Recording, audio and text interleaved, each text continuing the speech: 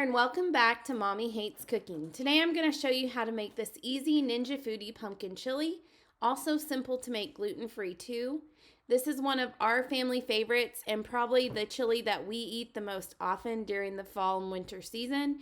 And it's very, very easy to make right in your Ninja Foodi. You're going to need the following ingredients: 1 pound of ground beef, 2 16-ounce cans of chili beans, 1 14.5-ounce can of beef broth, 1 10-ounce can of diced tomatoes, 1 cup of pureed pumpkin, 2 teaspoons of pumpkin pie spice, 1/4 cup of chopped onion, 1 clove of crushed garlic, and 1 teaspoon of chili powder, along with 1/2 cup of ketchup.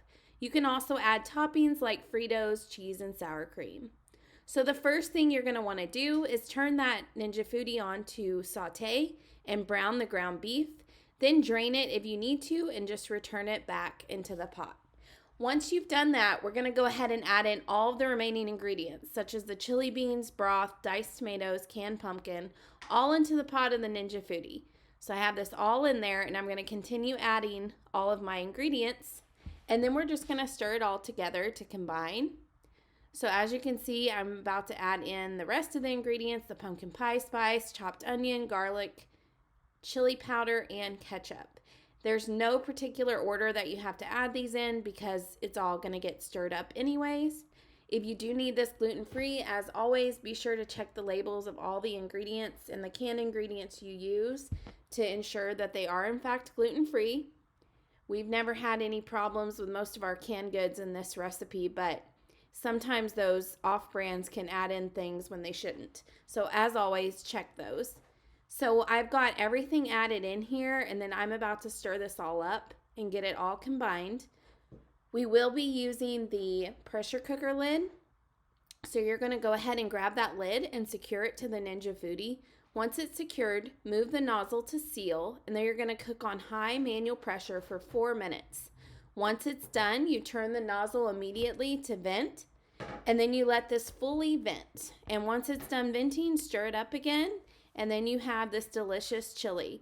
Now, when I say pumpkin chili, people get kind of scared, like, oh, does it taste like overkill of pumpkin? It doesn't. It's very light and subtle, and really it just kind of gives it a great thickness to the chili.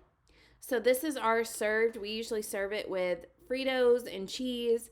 I particularly prefer cornbread, but my husband loves Fritos, so we usually have a mix of what we serve it with. But the favorite is Fritos, of course. So anyways, we go ahead and serve it. You can use it. It usually makes about 6 to 8 servings. So we normally have it for a day or two. You can even serve it over some baked potatoes that you make in your Ninja Foodi, which I'll link to that recipe as well. It makes some great baked potatoes.